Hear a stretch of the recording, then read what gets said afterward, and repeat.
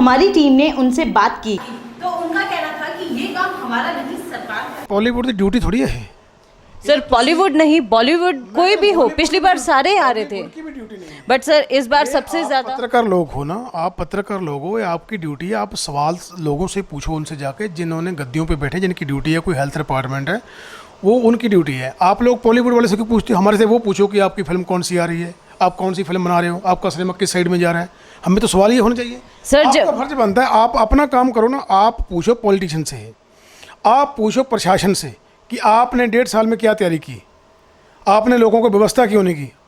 1.5 साल में तो ऑक्सीजन का चाहे 500 प्लांट लगा लेते, आपने क्यों नहीं लगाया।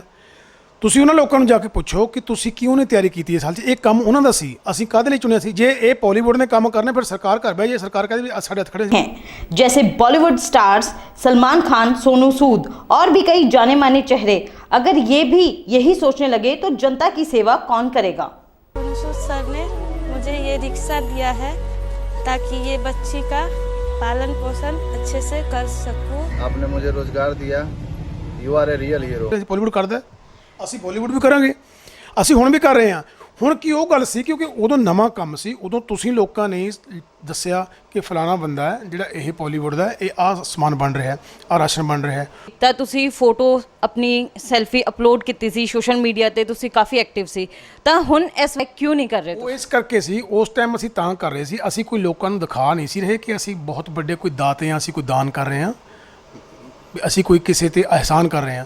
ਉਹ ਅਸੀਂ ਇਸ ਲਈ ਪਾ ਰਹੇ ਸੀ ਤਾਂ ਕਿ ਉਹ ਫੋਟੋ ਦੇਖ ਕੇ ਲੋਕ ਜਿਹੜੇ ਸਾਡੀ ਲਾਈਨ ਦੇ ਲੋਕ ਉਹਨਾਂ ਨੂੰ ਪਤਾ ਲੱਗੇ ਕਿ ਸਾਡੀ ਸੰਸਥਾ ਆਹ ਕੰਮ ਕਰ ਰਹੀ ਹੈ।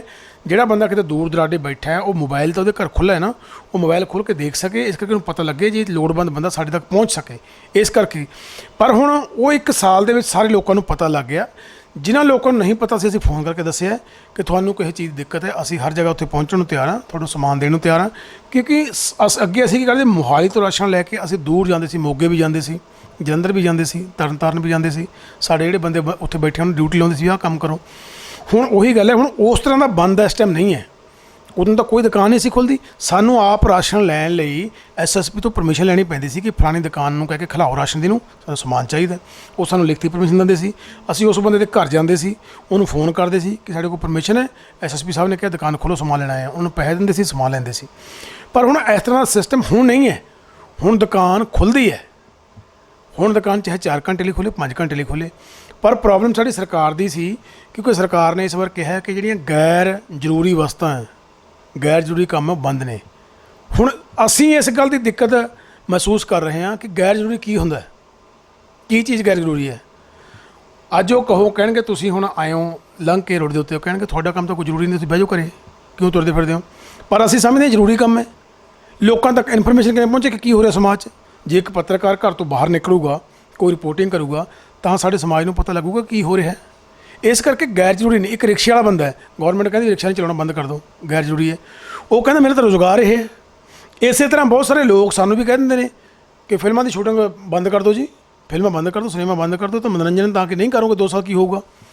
ਪਰ ਅਸੀਂ ਕਹਿੰਦੇ ਹਾਂ ਜਿਹੜੀ ਸਾਡੀ ਲਾਈਨ ਦੇ ਲੋਕ ਨੇ, ਜਿਨ੍ਹਾਂ ਕੋਲ ਪੈਸਾ ਹੈਗਾ, ਕੋਈ ਹੀਰੋਇਨਸ ਹੈ, ਕੋਈ ਹੀਰੋ ਹੈ, ਉਹ ਤਾਂ 2 ਸਾਲ ਘਰ ਬਹਿ ਕੇ ਰੋਟੀ ਖਾ ਸਕਦਾ ਹੈ, ਉਹਦੇ ਕੋਲ ਪੈਸੇ ਹੋ ਸਕਦੇ ਨੇ। ਪਰ ਡੇਲੀ ਵੇਜ ਵਾਲਾ ਬੰਦਾ ਕਿਵੇਂ ਰੋਟੀ ਖਾਊਗਾ। ਜਾਂ ਤਾਂ ਕੋਈ ਕੰਮ ਖੋਲ੍ਹਣਾ ਚਾਹੀਦਾ, ਉਹ ਆਪਣਾ ਕੰਮ ਕਰੇ। ਅਸੀਂ ਆਪਣੇ ਬੰਦਿਆਂ ਨੂੰ ਮੰਗ 'ਤੇ ਨਹੀਂ ਬਣਾਉਣਾ ਚਾਹੁੰਦੇ ਕਿ ਹਰ ਵਾਰ ਲੰਗਰ ਜਾ ਕੇ ਰੋਟੀ ਖਾਣ, ਹਰ ਵਾਰ ਉਹ ਭੀਖ ਲਈ ਹੱਥ ਅੱਡਣ ਕੇ ਸਾਨੂੰ ਦਿਓ। ਇਹ ਕੰਮੇ ਲੋਕ ਨੇ, ਇਹ ਕੰਮ ਕਰਨ ਵਾਲੇ ਲੋਕ ਨੇ। ਅਸੀਂ ਕਹਿ ਕਿ ਜਿਵੇਂ ਬਾਕੀ ਕੰਮ ਖੁੱਲ੍ਹਿਆ ਹੈ, ਜਦੋਂ ਬੱਸ ਦੇ ਵਿੱਚ 52 ਸਵਾਰੀਆਂ ਬਹਿ ਸਕਦੇ ਨੇ, ਇੱਕ ਦੂਜੇ ਦੇ ਨਾਲ ਬੈਠੀਆਂ ਨੇ, ਉਹ ਤਾਂ ਮੈਨੂੰ ਦੱਸੋ 10-15 ਬੰਦੇ 20 ਬੰਦੇ ਸ਼ੂਟਿੰਗ ਕਿਉਂ ਨਹੀਂ ਕਰ ਸਕਦੇ।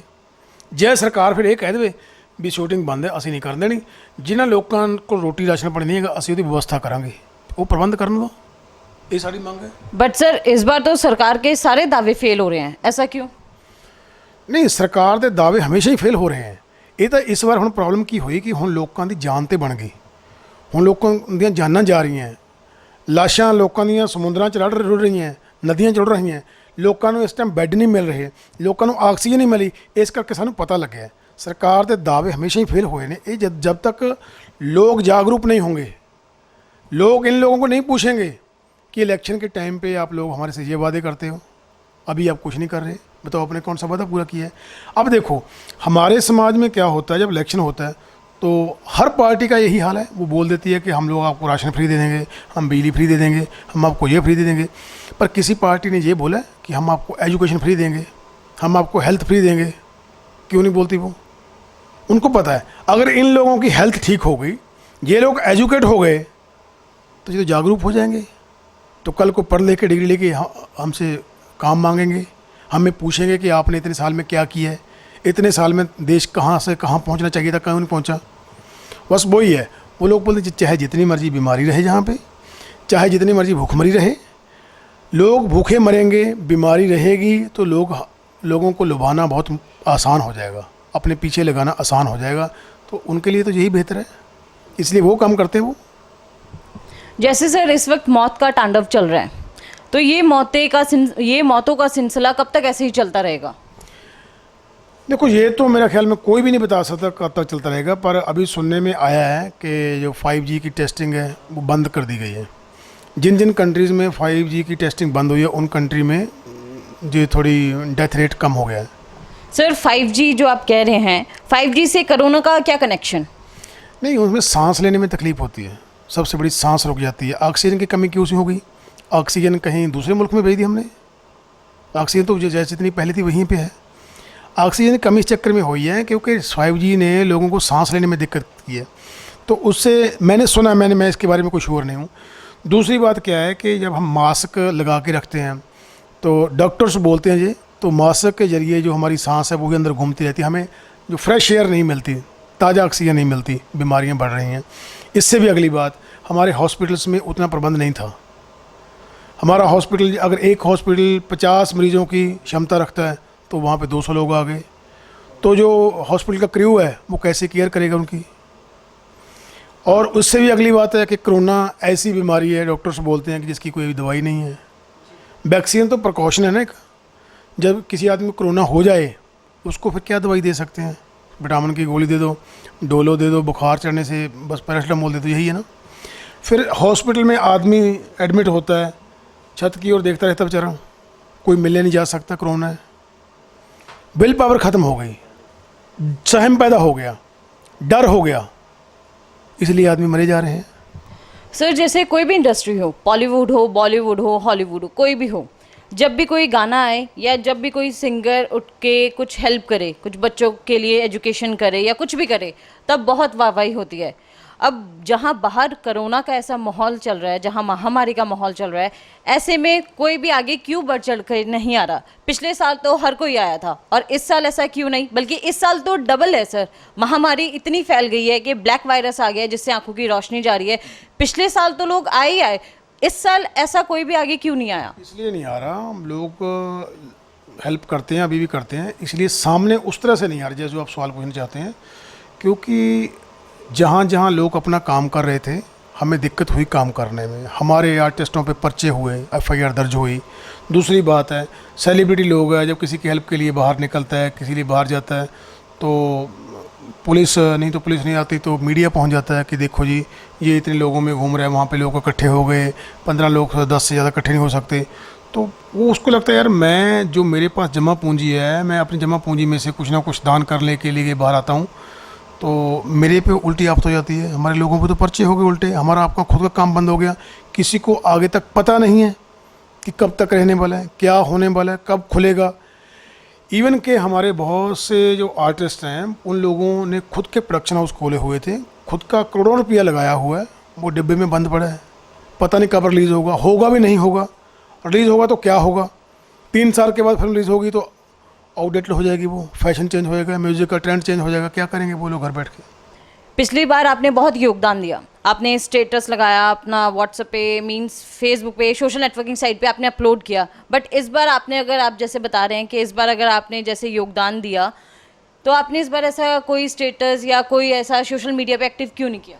नहीं, मैं वही बताता हूँ ना, पिछली बार हमें ज़रूरत थी लोगों तक वो बात पहुँचाने की, तो इस बार नहीं है सर? नहीं, उन लोगों को पता है कि हमारी संस्था हमारे लिए कुछ कर रही है, उनको ऑलरेडी पता है, वो हमें फ़ोन कर लेते हैं, टच है, इसलिए इस ज़रूरत नहीं पड़ी। क्योंकि वो अचानक महामारी आई थी ना, वो अचानक आई, हमें भी ना, आपको किसी को पता नहीं था कि लॉकडाउन हो जाएगा। हमने तो लाइफ में लॉकडाउन पहली चीज़ सुनी है, पहली बार सुना था। हाँ, हम जो एक काला दौर था पंजाब का, जब कर्फ्यू लगते थे, वो और तरह की समस्या थी, पर जैसे ये समय आया कि लॉकडाउन हो गया, सब कुछ बंद हो गया, घर से बाहर नहीं निकल रहे, कोई आदमी घर से बाहर निकला है, पुलिस रास्ते में खड़ी है, बोलती है डंडे मारो इनको, भगा दो, वो करो। सो वो एक अलग किस्म का माहौल था। उस माहौल में लोगों को पैनिक हो गए, लोगों को समझ नहीं था क्या करना चाहिए। इसीलिए हमें सोशल मीडिया का सहारा लेना पड़ा। सोशल मीडिया के सहारे हमें लोगों को बताना पड़ा कि आप घबराइए मत, पैनिक मत हो, आपकी संस्था। वो हमने एक नारा दिया था उस टाइम पे, वो क्या था कि जो भी इंडस्ट्री है, फिल्म इंडस्ट्री के अलावा मान लो साइकिल की इंडस्ट्री है, लक्कड़ की इंडस्ट्री है, तो वो हमारा ये था कि हर इंडस्ट्री का जो आदमी है वो अपनी इंडस्ट्री को बचाने के लिए काम करे। हमारी फिल्म इंडस्ट्री है, हम फिल्म इंडस्ट्री को बचाएंगे, किसी की साइकिल इंडस्ट्री है वो साइकिल इंडस्ट्री को बचाए। तो उसी तरह से हम लोगों ने वो फिर अपने आदमियों को जहाँ जहाँ बैठे थे उनको दूर दूर तक मैसेज पहुँचाए, व्हाट्सएप पे लगाया, फेसबुक पे भेजा कि हम लोग ये सामान बांट रहे हैं, आप हमारे तक पहुँच करो, हम लोग करते हैं। पूरे लोगों को तो हम भी खुश नहीं कर पाए। एक आदमी बोलता है कि मैं जम्मू में बैठा हूँ, तो हमने बोलता हम अकाउंट में पैसे डाल सकते हैं, वहाँ से ले लो। कहना मैं पैसे मेरे पास हैं, दुकान नहीं खुली। ये कुछ ऐसी समस्याएं भी थी, उसका तो हम कुछ कर ही नहीं सकते।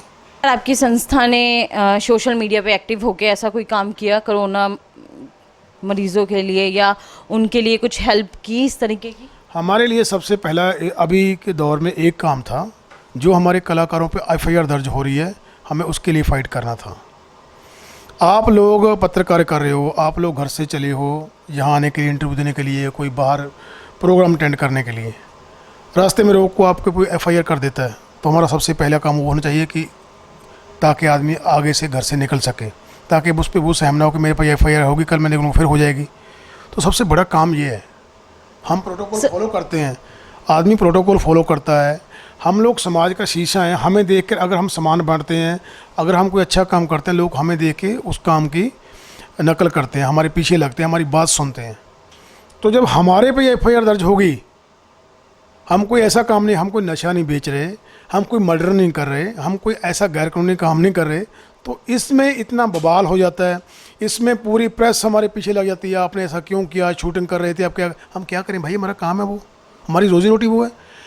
अब हमारी रोज़ी रोटी नहीं चल पाएगी तो हम किसी की हेल्प क्या करेंगे। मैं कैरेक्टर आर्टिस्ट हूँ, मैं कैरेक्टर आर्टिस्ट जितना काम करता है तो उसमें से उसने अपना घर भी चलाना है, उसमें से उसने लोगों के लिए भी कुछ निकालना है, उसमें और काम भी करने हैं। तो अब हमारे काम बंद हो गया, हम अगर काम करने के लिए निकलते हैं जाते हैं तो आप बोलते हैं कि नहीं कर सकते। हमारे कितने लोगों पे एफआईआर दर्ज हो गया, तो आप अपना काम नहीं कर पाओगे, कैसे हेल्प कर पाओगे किसी की। अब तो अपने आप को बचाना मुश्किल हुआ ये। दूसरी बात है, घर से बाहर निकलेगा कौन भाई। पर सर जिन्होंने सेवा करनी होती है वो ना दिन देखते हैं ना रात देखते हैं, तो फिर वो तो कर ही रहे हैं, फिर वो तो अभी भी कर रहे हैं। वो अलग प्रॉब्लम भी आपको नहीं दिख रहे हैं और हम आपको पकड़ करके नहीं दिखा सकते कि ये देखो ये कर रहे हैं वो कर रहे हैं। सर मैंने तो आपको कहा ही नहीं, बल्कि आप ही कह रहे हैं ना, सेवा करने के लिए, मदद करने के लिए। जो लोग मदद करने के लिए निकल रहे हैं उनके ऊपर एफआईआर किस बात की लगेगी, आप मुझे ये बताइए। नहीं, मदद करने के लिए नहीं, हमारा काम है, हम कलाकार हैं, हम लोग शूटिंग कर रहे हैं, तो कितने कलाकारों को आपको पता नहीं चाहिए कितने लोगों पर एफआईआर दर्ज हो गई। सर वो बात तो ठीक है, मैं मान रही हूँ आपकी बात, बट अभी आपने ही कहा ना कि एफआईआर दर्ज हो रही है, घर से आप बाहर निकले, बट जब आप एक अच्छे काम के लिए इस महामारी के दौर में आप लोगों की मदद करने के लिए निकलेंगे, जो एफआईआर करेगा बिना बात। नहीं, मदद करने के लिए नहीं, मैं तो अपने काम की बात करता हूँ। मदद आप तभी करोगे ना जब आपकी जेब में पैसा होगा। अगर हमारा काम हमें करने नहीं दोगे आप, कोई आदमी हमारा शूटिंग करने जा रहा है, शूटिंग चल रही है जिससे 200-250 लोगों का परिवार चल रहा है, हम लोग इस मुल्क को रेवेन्यू दे रहे हैं बहुत बड़ा, हम फिल्में ऐसे नहीं बना रहे हैं, ये इसमें इस टैक्स में हम बहुत बड़ा हिस्सा डाल रहे हैं। जो हम कलाकार लोग हैं, हमारा बहुत बड़ा टैक्स का हिस्सा गवर्नमेंट को जाता है। तो दूसरी बात है, हमारी इंडस्ट्री है जो लोगों को रोज़गार दे रही है। तो जिस काम के लिए, जो काम किसी को रोज़गार देता हो, एक फिल्म 250-300 लोगों को रोज़गार देती है और फिर टैक्स भी दे रही है, उस आदमी को मान सम्मान देने की बजाय आप उस पर केस कर देते हो। सर पिछली बार भी आपने इतनी मदद की लोगों की, आपने सोशल नेटवर्किंग साइट पे आप हर वक्त अपडेट करते थे, इस बार ऐसा क्यों नहीं कर रहे? नहीं, मैं वही बोलता हूँ। इस कोरोना महामारी के अंदर एक मैसेज आप देंगे हमारे दर्शकों को? देखो, मैसेज तो यही है, वैसे तो सब लोग पढ़े लिखे हैं, सियाने लोग हैं, सबको पता है। मैं मैसेज देने वाला कोई गुरु उपदेश देने वाला तो नहीं हूँ, पर फिर भी मैं एक बात कहता हूँ कि अपना ध्यान रखो, सबको ध्यान रखना चाहिए।